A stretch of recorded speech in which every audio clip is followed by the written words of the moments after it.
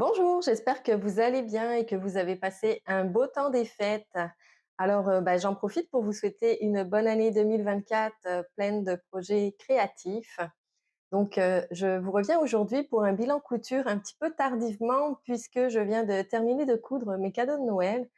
Donc, effectivement, on est aujourd'hui le 30 décembre, mais dans ma famille, on est tous réunis le 31. Donc, j'ai attendu le 31 décembre pour, offrir tous mes cadeaux faits main à tout le monde en même temps.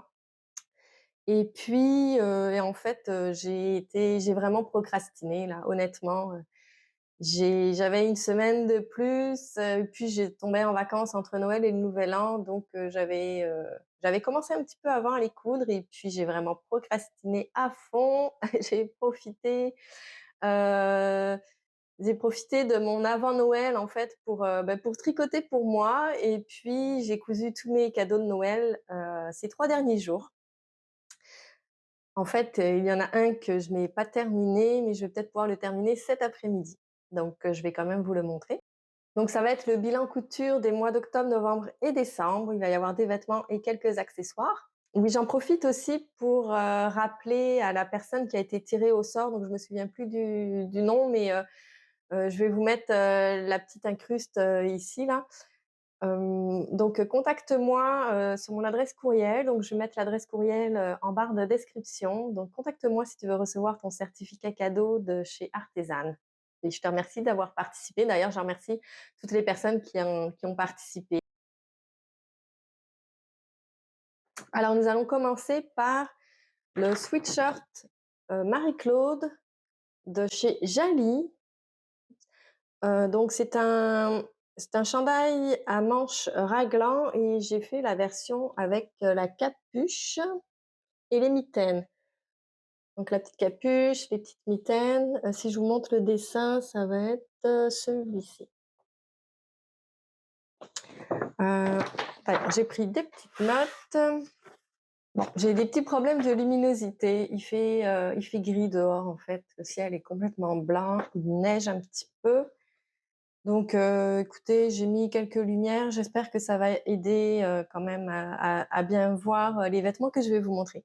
Donc j'en étais au sweatshirt Marie-Claude. Donc je disais que j'avais cousu la version ici, la version B. Ce patron est disponible en format PDF au coût de 16,98 €. Donc je l'ai cousu pour mes 2 nièces les plus jeunes. J'ai commencé par la plus petite, la plus petite, la plus jeune. Alors j'ai cousu les 2 en 12 ans. Donc celui-ci, c'est un molleton, que j'avais acheté il y a plusieurs années. Il m'en restait, j'en avais quoi? Je pense que j'en avais 1,50 m, 1 m ou 1,50 m, je me souviens plus trop. Donc j'ai coupé le vêtement dans le molleton ici et je n'avais pas assez de tissu. Donc j'ai coupé la partie ici, où on met le pouce, la partie de la mitaine, on met le pouce et le dos ici de la capuche dans un jersey de coton, un petit restant que j'avais. Alors ce sweatshirt a la particularité d'avoir donc ici une petite fente pour passer les cheveux et les petites mitaines. Alors ici, on verra peut-être pas bien, ici.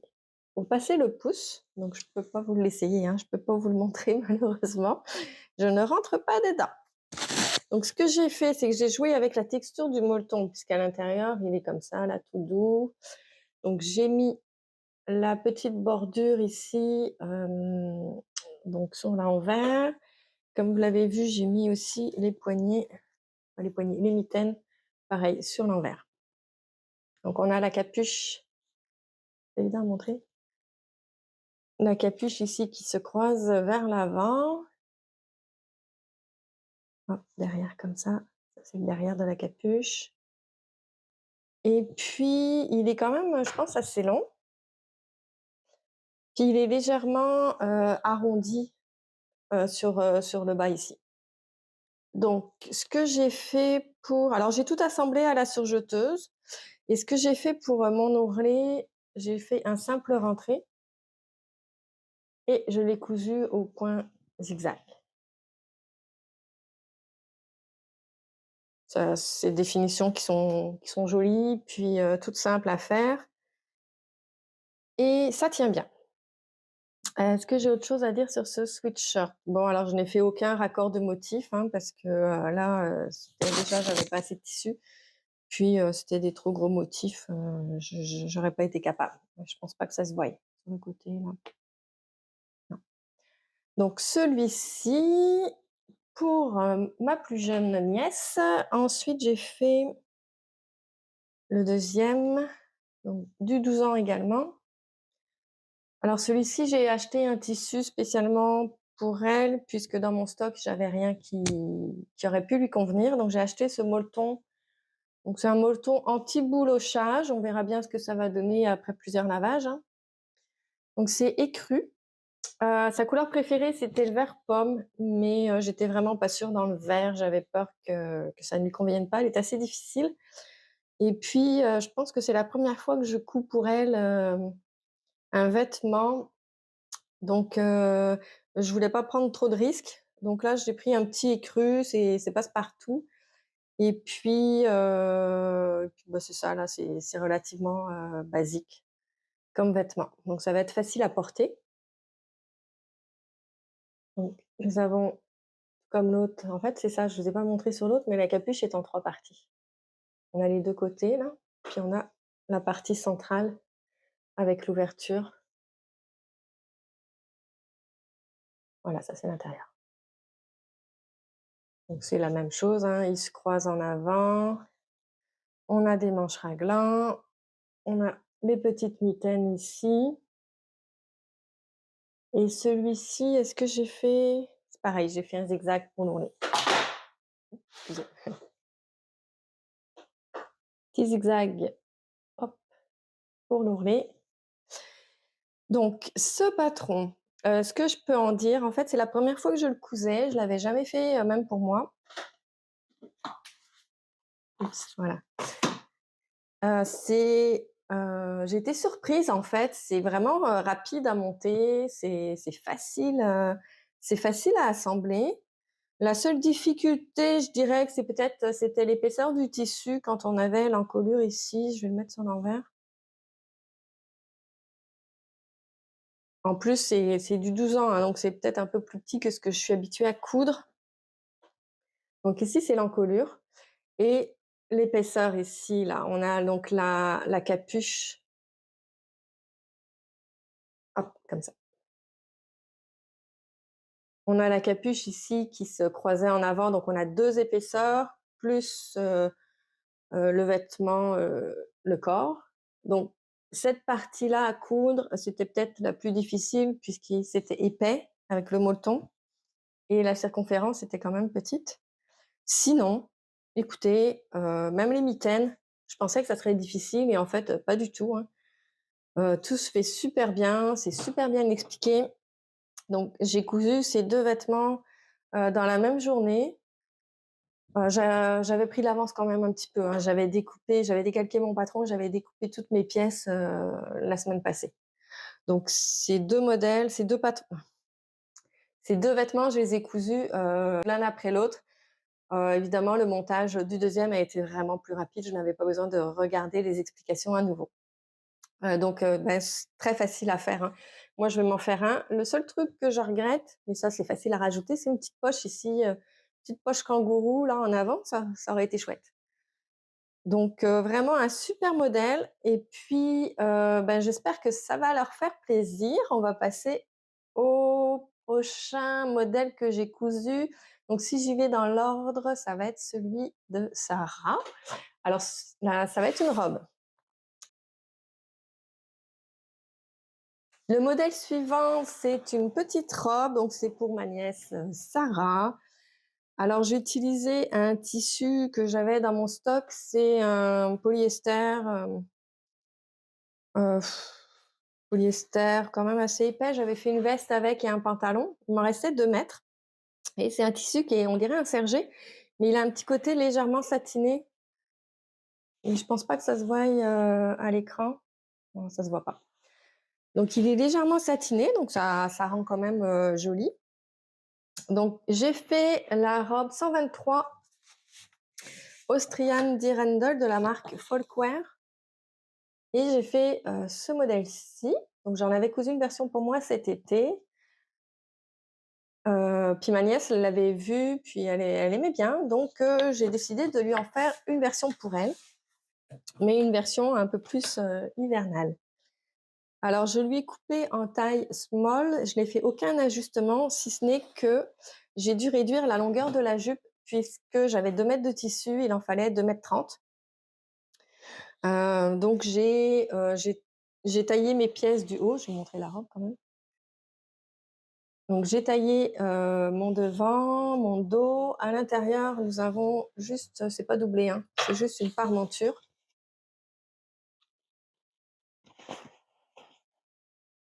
On ne voit pas grand-chose, c'est noir. Et donc avec le reste du tissu, ce que j'ai fait, j'ai découpé, 2 grands rectangles sur la laise complète de mon tissu. Et puis, j'ai coupé avec la longueur qui me restait, hein. Donc ça donne quand même,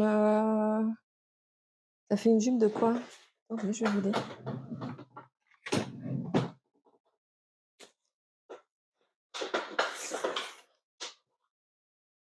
Bon, elle fait quand même 55 centimètres de long, la jupe. Donc je pense que ça va aller. En plus, même si elle est courte, c'est pas très grave. Ma nièce, elle aime bien ça. Elle porte des t-shirts en dessous, donc il y aura pas de souci. Alors cette petite robe, nous avons des pinces poitrine. Donc une petite pince ici sur le côté, une pince poitrine, une pince à la taille. Elle est fermée par des boutons avec des boutonnières. Il n'y a pas de zip, c'est vraiment les boutons ici c'est les vraies boutonnières. Donc, comme ceci. À l'intérieur, comme je vous disais, c'est pas doublé, c'est juste une parmenture et en fait, je me suis trompée en assemblant la parmenture du dos. Vous voyez, on voit en fait, on nous disait de surjeter, pas de surjeter, mais de faire un repli. Je vais vous montrer celle du devant. On nous disait de faire un petit repli ici pour la finition, donc c'est ça que j'ai fait. J'ai surjeté, j'ai replié, j'ai fait une petite couture. Comme ça fait une finition propre à l'intérieur. Mais le dos, j'ai fait pareil, hein. C'est propre ici, mais je l'ai assemblé du mauvais sens. Donc on voit le surjet. Bon, écoutez, hein, c'est à l'intérieur, c'est pas grave. Puis ma nièce ne s'en rendra même pas compte. Donc le plus dur de cette jupe, c'était les fronces, puisque le tissu était vraiment épais. J'avais peur d'ailleurs de ne pas réussir à faire les fronces. Mais je vais peut-être pouvoir vous montrer à l'intérieur ce que ça donne. Ouais. J'ai vraiment dû froncer au maximum pour atteindre le même diamètre que la taille. On voit bien. Ouais. Vous voyez les fronces là, c'est vraiment serré, hein. C'est vraiment serré au maximum. Donc ça a été vraiment difficile. Le tissu était vraiment épais. Et puis, il n'aurait pas fallu que ce soit plus large en fait, hein. J'aurais jamais réussi à froncer suffisamment pour obtenir la même longueur que la taille. Donc ça tombait bien. Donc la jupe est moins ample que prévu, mais c'est déjà pas mal. Ouais, c'est déjà pas mal. Donc ma nièce, elle porte ce genre de petits vêtements avec des petits chemisiers. Elle a des petits chemisiers blancs, ça je sais, donc ça va aller avec. Elle pourra le porter également avec des petits sous-pulls. Donc je pense qu'elle va plus le mettre avec des petits chemisiers. Donc c'est ça pour la petite robe. C'est des petits boutons en bois. Je vous ai pas dit. Ouais. J'ai hésité, je trouvais pas vraiment de beaux boutons. J'ai failli mettre des boutons en plastique ordinaire. Et puis juste à la dernière minute, j'ai vu ces boutons juste avant de quitter le magasin. Donc j'ai changé, ça tombait bien, ils sont vraiment jolis, en bois en plus, c'est super. Donc, voilà pour la petite robe. On passe aux vêtements que j'ai fait pour mon autre nièce. Oui, j'en ai beaucoup. Alors, j'avais ce tissu que je trouvais vraiment magnifique.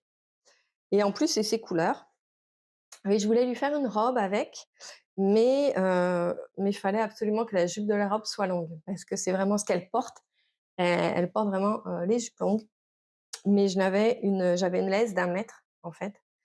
Donc j'avais 3 mètres de tissu sur une laisse de 1 mètre. Je n'avais clairement pas assez pour faire, une jupe longue plus le corsage. Donc j'ai hésité vraiment longtemps. Celle-ci, je l'ai terminée hier parce que vraiment je savais pas quoi faire. Je voulais lui faire une robe, mais dans 1 mètre de laisse, c'était pas possible. Donc je me suis rabattue sur une jupe. D'ailleurs, je vais vous montrer le modèle avant. Alors c'est un modèle qui vient de ce livre. C'est l'un des premiers livres que j'ai acheté quand j'ai commencé à coudre. Il date de 2013, donc je ne sais pas s'il est encore disponible à la vente. Et j'ai fait le modèle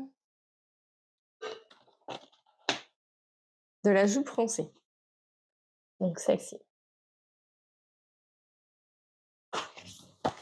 Donc je vais le garder ouvert, parce que je vais vous montrer le patron. Donc c'est une jupe évasée qui est faite avec 3 bandes de tissu, froncées. Donc voilà la jupe.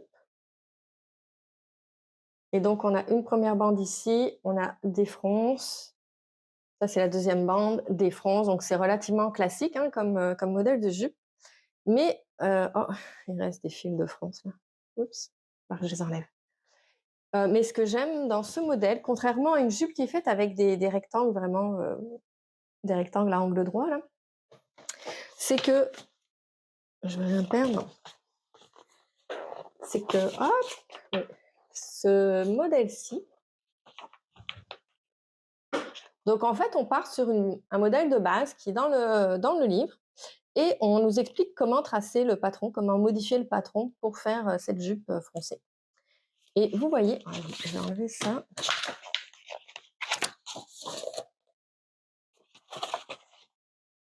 C'est qu'on va garder ici la courbe de la jupe là, qui est légèrement évasée. On va la garder sur les bandes avec l'arrondi ici, l'arrondi du bas de la jupe en fait, qu'on conserve sur toutes les bandes. Et ça fait que ça donne sur le côté de la jupe. Bon, j'ai tout perdu. J'ai même perdu la luminosité. Allô? Ce que ça donne comme résultat sur le côté de la jupe, c'est vraiment une ligne continue. Et c'est très, au porté en fait, ça fait quand même une différence. Moi, je l'ai remarqué parce que j'en ai une comme ça et ça fait vraiment plus fini, plus travaillé. Donc j'aime beaucoup. Alors elle était longue à faire, hein. Autant, les 2 chandails, j'ai fait ça en l'un à la suite de l'autre, ça a été super vite. La petite robe noire, bon, c'est pareil, j'en avais déjà cousu une, donc ça a été quand même assez vite. Mais cette jupe, elle était longue à faire, mais l'ourlet puis les fronces, non mais, il y a de l'ampleur quand même. Donc on voit pas bien ici. J'essaierai de vous mettre des vidéos portées. Je vais demander à mes nièces de me faire un petit défilé de mode. Donc l'ourlet était vraiment long à faire. Donc j'ai fait un petit double rentré. Donc ça fait une petite finition sympa. J'aurais pu faire un rouloté à ma surjeteuse, mais j'avais pas envie de défaire toutes les aiguilles. Ouais, il faut défaire les aiguilles, il faut renfiler tous les fils, ça me tentait plus ou moins. Donc je me suis dit: «Je vais faire un petit ourlet comme ça». J'ai également fait une petite coulisse, pour mettre un petit élastique. Alors sur ce tissu, j'avais aussi un problème pour la longueur, donc je voulais une jupe longue, mais c'est ça, j'ai utilisé le maximum de ce que j'avais. Le modèle que je vous ai montré, la jupe arrive juste en dessous des genoux, donc j'ai rallongé la dernière bande du bas. Je l'ai rallongée d'à peu près, 12 centimètres. Je n'ai pas pu faire plus puisque j'ai manqué de tissu. Donc je pense que ça va quand même aller, elle est plus petite que moi, donc ça devrait le faire.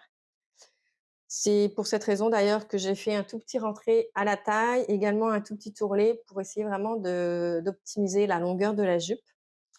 Et donc j'ai pas fermé ici là.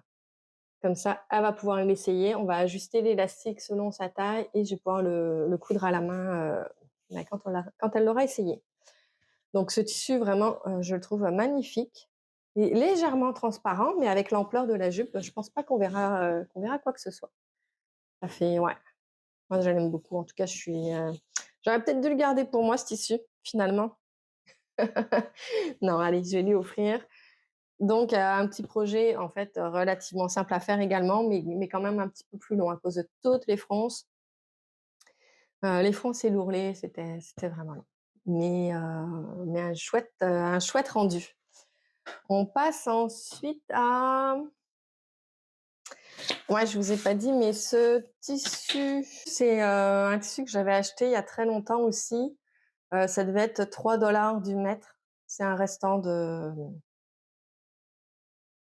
une fin de stock et ça ressemble à une batiste, de coton.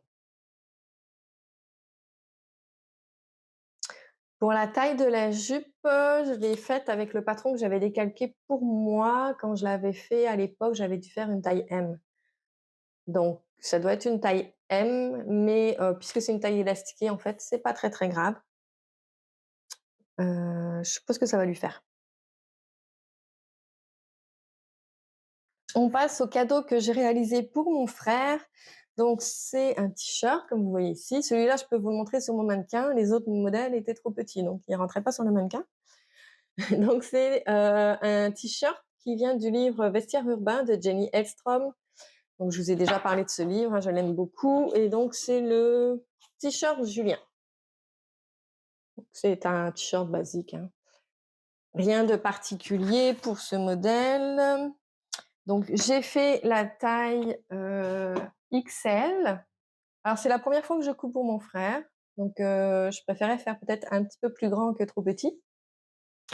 Donc j'ai acheté ce tissu ici, c'est un jersey de bambou, donc je l'ai acheté spécialement pour lui faire son t-shirt puisque dans mes jerseys à moi, je n'avais pas de tissu qui convenait. J'ai ajouté donc ça c'est en plus, hein, ils nous disent dans le modèle, dans le patron qu'on peut ajouter une petite poche plaquée, mais ils nous donnent pas les dimensions, ils nous donnent aucune information. Donc j'ai ajouté la poche plaquée à partir, de la chemisette, Le Surfeur des Beaux Gosses. Donc j'ai pris exactement la même poche et pour la positionner, c'est pareil. Je me suis fiée sur le patron de la chemisette Les Beaux Gosses. Je me suis fiée ici au milieu de mon tissu et puis j'ai positionné ma poche à partir de ce point-là, pour la hauteur et pour aussi, vis-à-vis du milieu du vêtement. Donc ça, c'est un petit tissu de coton, que vous avez déjà vu, si vous avez regardé mes anciennes vidéos. Donc je l'avais utilisé pour faire une chemisette, justement, la chemisette Les Beaux Gosses, à mon chum et je m'étais fait une petite chemise à moi aussi avec ce tissu. Donc je vous ai dit le tissu, c'est un jersey de bambou. Hem, Dans ces patrons, les explications, c'est assez expéditif. Disons que les étapes sont expliquées, mais il faut quand même, avoir une bonne maîtrise de la couture, hein, parce que, sinon, c'est pas très, très clair à certains endroits. Donc par exemple, pour la bande d'encolure ici, on n'a pas les dimensions. Donc elle nous dit de calculer le tour de l'encolure, de retirer 10 à 15 sur une largeur de 4 centimètres. Donc c'est ce que j'ai fait. Je peux pas vous dire la longueur de la bande, je l'ai pas noté, mais c'est ça. Faut juste mesurer vraiment le tour de l'encolure sans les marges de couture. Sans les marges de couture, puis retirer 10 à 15. Moi, j'ai retiré 15 puisque c'est un tissu qui est très extensible quand même. Et puis l'encolure est très belle, hein, ça il y a pas de faux plis, ça rend vraiment bien. J'ai fait, je sais pas si je vais pouvoir vous montrer. En fait, je vais l'enlever puis je vais vous montrer plus près.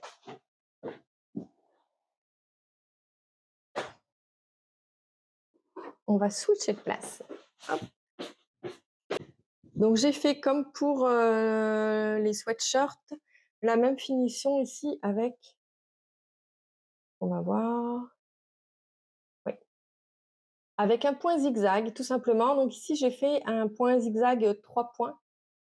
Donc j'ai fait ça sur, les manches et sur le bas du vêtement.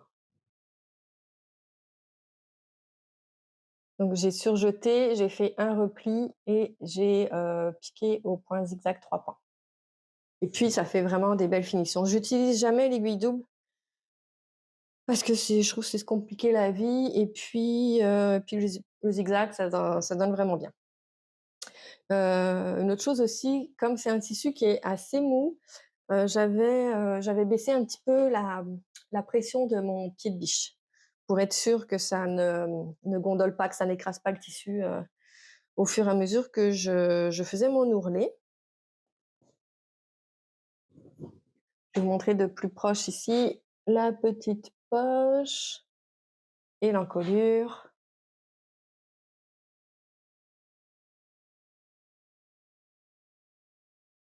Donc je suis contente, il est quand même bien réussi, ça ne bâille pas. Le tissu est super doux, j'espère que ça va lui plaire.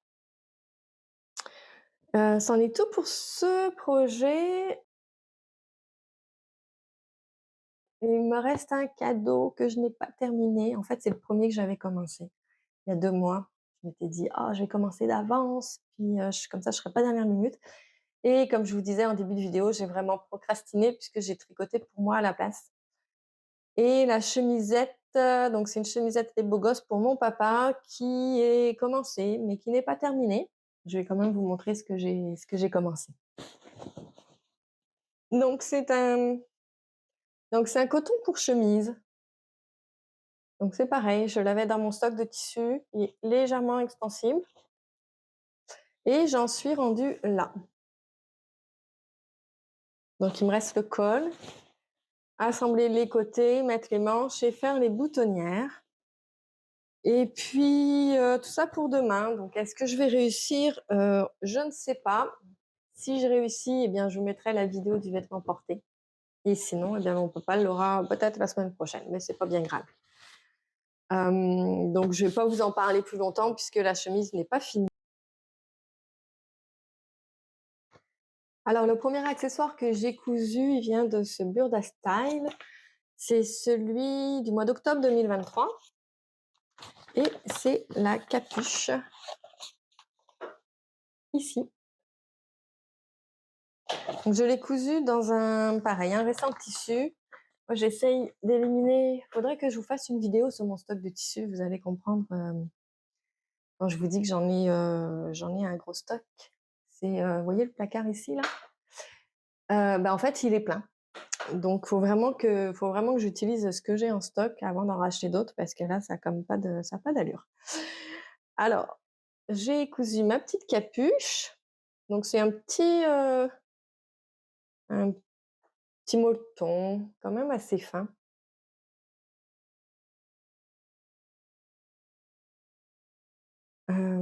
Alors très rapide à décalquer, il y a juste une pièce, donc c'est la même pièce, hein, de chaque côté, qu'on assemble qu'on assemble ici à partir du top de la capuche jusqu'au cou ici. Un petit ourlet sur le bas, donc insurgé. On va faire le focus. Ouais, insurgé et comme d'habitude, un point zigzag. Vous voyez, hein, ça se fait partout. En tout cas, moi, je le fais partout. Avec ici la même chose, sur le tour, sur l'ouverture là, tour de tête. Avec un repli également, donc relativement fin. Hop, je vais montrer dans ce sens-là. Dans lequel on va passer un petit cordon. Normalement, j'aurais dû passer un petit cordon élastique, c'est ce qui est 3, 2, 1, c'est ce qui est préconisé. Mais je n'en avais pas, j'ai fait ça vite, vite, sur un coin de table presque. Donc j'ai passé un lacet, j'ai enlevé un lacet d'un vieux soulier que j'ai passé. Donc avant de replier en fait cette petite bande là je sais pas comment on appelle ça, autour ici, on nous fait faire 2 petites boutonnières donc de chaque côté. Ouais, difficile à montrer. Donc 2 petites boutonnières et ça nous permet de passer le cordon et c'est tout. Voilà, c'est fini. Très, très rapide à faire. C'est quand même assez long. Je dirais, 10-20 centimètres ici là, en dessous. Donc ça cache bien le cou, vous voyez? Et puis, je la porte à tous les jours. Je vais vous montrer. Faire attention à mes boucles d'oreilles. Et voilà, ça fait sortir Robin des Bois. Voilà, donc ce que j'aime, c'est que ça cache bien ici en avant, ça cache du vent parce que l'hiver ici, la tuque et le cache-cou, il y a toujours ici sur le côté là un petit vent qui passe, c'est vraiment désagréable et voilà, donc ça permet bon, c'est pas très chic, hein, mais c'est pas grave, c'est pratique. C'est ça qui compte et puis, quand il y a pas de vent, je mets juste une petite tuque et ça me sert un petit peu de cache-cou comme ça. Donc vraiment très contente. Hop, très facile à faire et vraiment, c'est un beau petit projet, rapide à faire, voilà. Je pense que je l'ai dit, hein, vous l'avez compris. Le le deuxième accessoire que j'ai cousu, ça va être celui-ci. Donc je vous mettrai le lien de la vidéo puisque j'en ai fait un petit tutoriel. Donc c'est ce petit tablier de style vintage. Donc c'est un coton à courte pointe. Donc ici j'ai mis, je l'ai doublé avec une petite, bourrure de coton et puis, oups, j'ai fait des fronces ici à la taille et j'ai mis une petite poche. Bon, je vais pas m'étaler plus longtemps dessus puisque j'en ai fait une vidéo, donc je vous invite à aller la voir. Je vous fournis également toutes les dimensions, des pièces, si vous voulez refaire ce tablier chez vous, avec toutes les explications, le pas à pas, en vidéo pour le coudre. Donc le petit tablier, je vais vous le montrer. Donc je l'aime bien ici parce qu'il couvre vraiment bien, il est quand même assez large. Je vais me reculer.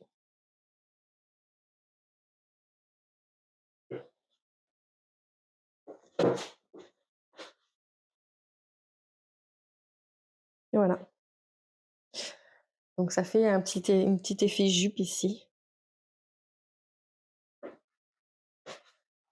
Voilà pour le petit tablier. Hop. Et celui-ci, il n'est pas à offrir, je le garde pour moi. Ensuite, j'ai cousu ce petit sac. Celui-ci, j'en ai également fait un petit tutoriel. Je vous fournis également le patron avec. Donc, je vous mettrai le lien de la vidéo ici. Alors ici, nous avons un petit bouton pression et hop, et on a un petit sac. Alors, il a l'air petit comme ça, mais en réalité, il y a pas mal une bonne contenance ici. D'ailleurs, je vais pouvoir peut-être vous mettre des choses dedans, vous allez voir. On met le tablier. On va mettre la capuche, je vais mettre mon petit carnet.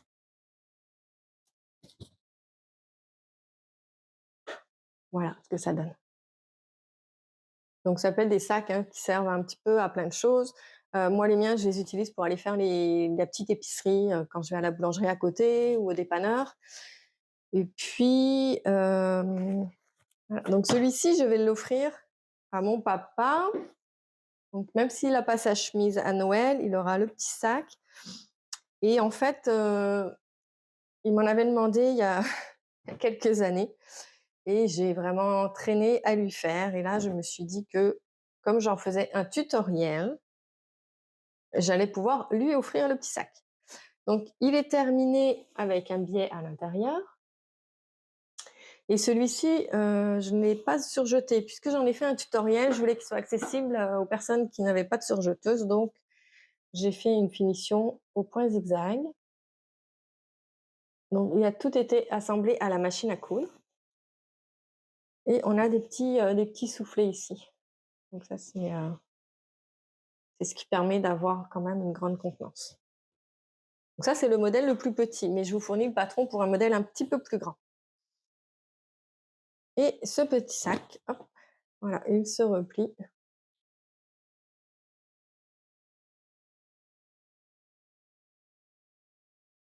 Ouais, je fais ça hors champ, vous n'allez pas voir. Voilà, il se replie comme ça, hop, et ça prend pas de place. Donc celui-ci va aller chez mon papa. Et le dernier projet, c'est ouais, le dernier projet que j'ai cousu, donc je vous en ai également parlé dans une vidéo, bah, c'est dans ma dernière vidéo d'ailleurs, je l'ai cousu avec vous. C'est un sac pour, micro-ondes, donc c'est un sac qui sert à cuire des légumes au micro-ondes et je pense qu'aux États-Unis, c'est assez répandu. En tout cas, mon chum, lui, il connaissait ça, donc ça doit être vraiment quelque chose typique nord-américain. Donc j'ai utilisé le molleton, que j'ai mis, ici.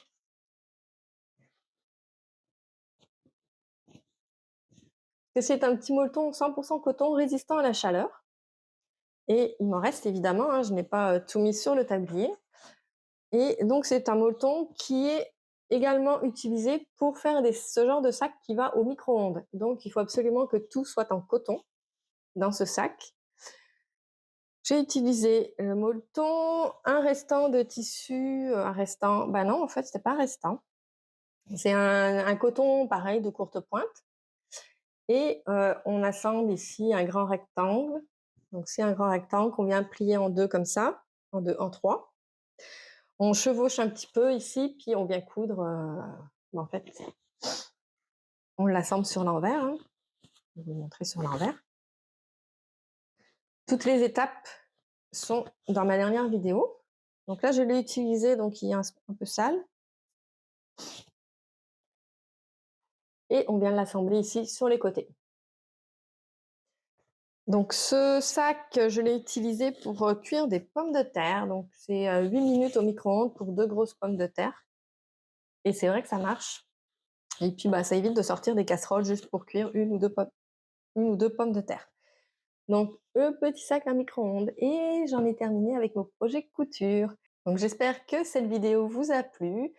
Je vous retrouve dans une prochaine vidéo pour vous parler de mon bilan tricot, puisque d'ailleurs je porte mon pull que j'ai tricoté pour Noël, c'est le sorbet sweater de Kuto Bakika. Donc je vais vous en parler dans mon bilan tricot. Et puis, bah, j'espère que ce début d'année se passe bien pour vous. J'espère que vous avez aimé cette vidéo. Et puis, je vous dis à bientôt. Bye bye.